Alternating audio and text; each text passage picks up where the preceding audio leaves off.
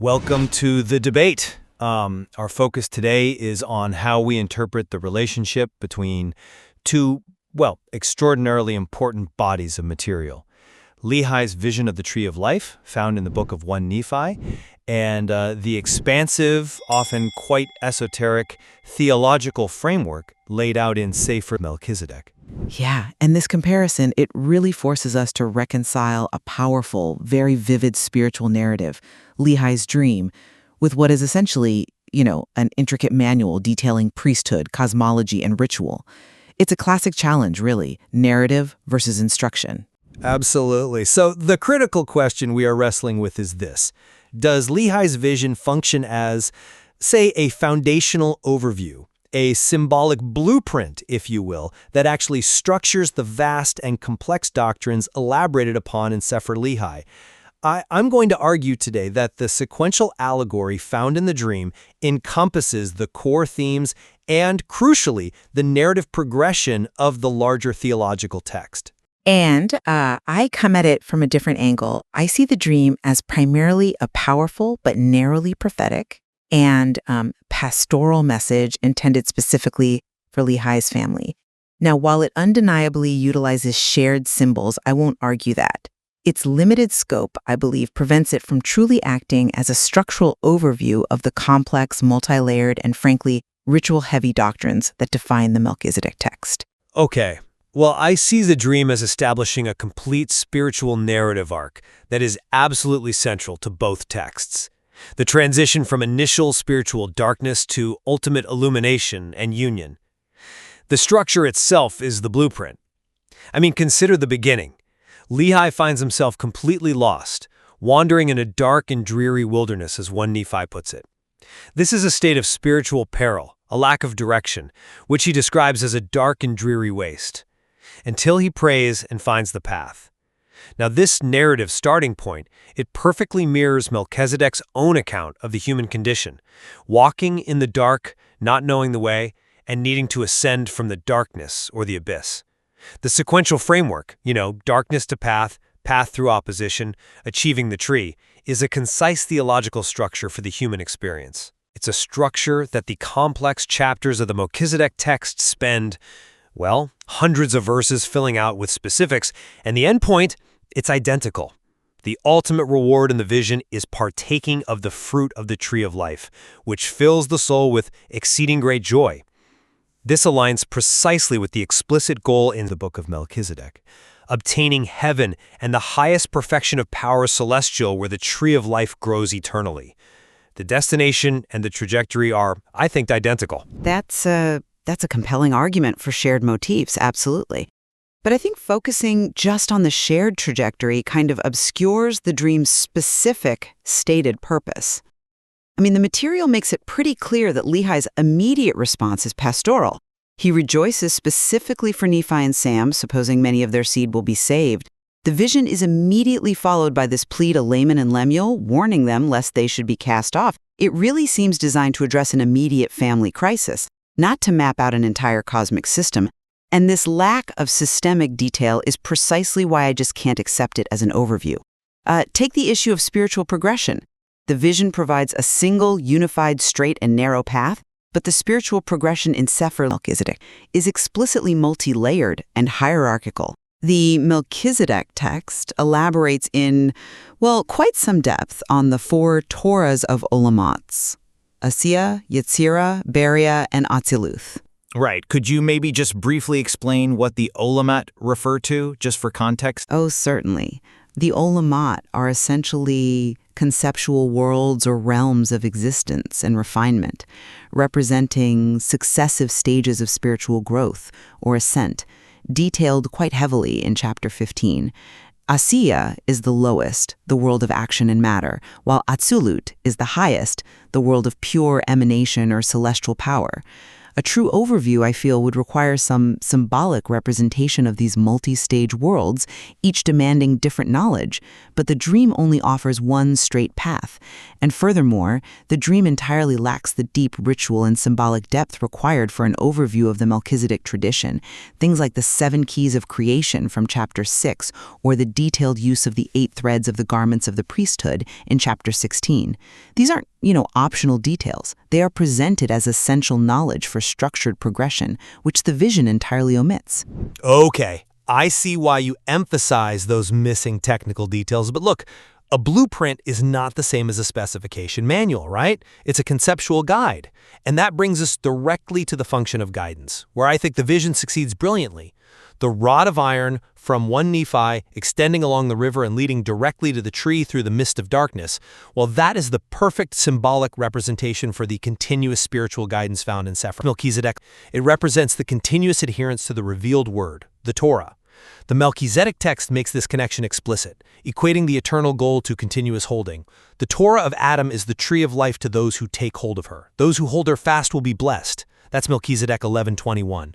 The rod of iron, therefore, is the accessible, universal symbolic form of the complex and detailed Torah, necessary for the basic narrative of spiritual survival. It encapsulates the principle of continuous adherence regardless of the complexity of the specific mitzvot involved.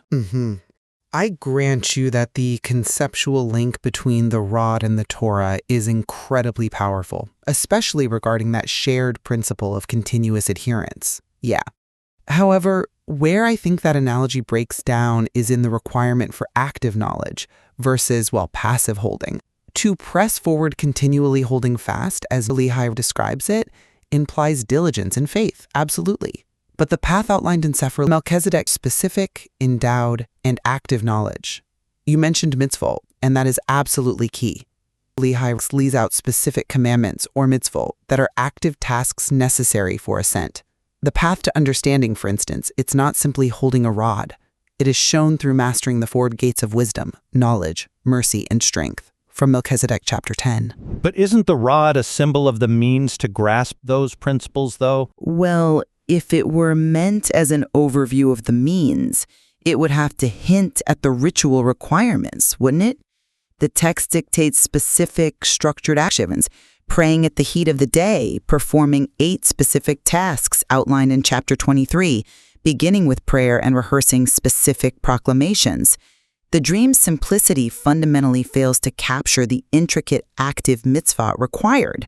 For example, the detailed instruction on harmonizing the 8 threads of the garments with specific body parts, eyes, ears, hands, and feet, detailed across Melchizedek 16, that's presented as essential for achieving full spiritual power. The rod of iron doesn't even suggest that kind of practical ritualistic complexity. It simplifies the path into an allegory of obedience, which is necessary, I agree, but it's not an overview of the method. Okay, well, we seem to agree on the necessity of the ultimate knowledge. So let us look then at the reward itself, the fruit. If the vision is a blueprint, the fruit must represent the ultimate destination of Sefer Lehi's instruction. Lehi found it desirable to make one happy and experienced exceeding great joy. This ecstatic, knowledgeable state, it aligns perfectly with the Book of Melchizedek's description of receiving the key of life, which is knowledge given with wisdom, even the very tree of life. That's Melchizedek 4:16. The purpose of Melchizedek's entire teaching is not just happiness, but the attainment of wisdom and receiving secret wisdoms. The fruit isn't just, a pleasant treat. It is the essence of partaking in that necessary divine knowledge. The blueprint establishes that the goal is the reception of this transcendent wisdom. Right, that's that compelling argument regarding the ultimate benefit of the knowledge, joy, and wisdom. Definitely. But I think focusing solely on the positive outcome misses a crucial layer where the vision operates perhaps more as an introductory warning about that very knowledge. The consequences shown in the vision are key, I think, to interpreting its function. In Lehi's dream, remember, those who partook of the fruit did cast their eyes about as if they were ashamed and subsequently fell away into forbidden paths. I always interpreted that shame as maybe a natural human reaction to receiving such profound divine knowledge, perhaps an overwhelming sense of humility or unworthiness. Well, that's certainly one interpretation, yeah. But when viewed through the lens of Sefer Lehi, the shame and subsequent falling away suggests a deeper structural problem, perhaps misapplication or improper acquisition. The Melchizedek text contains a very severe warning. A great sin it is to eat from the tree unbeckoned.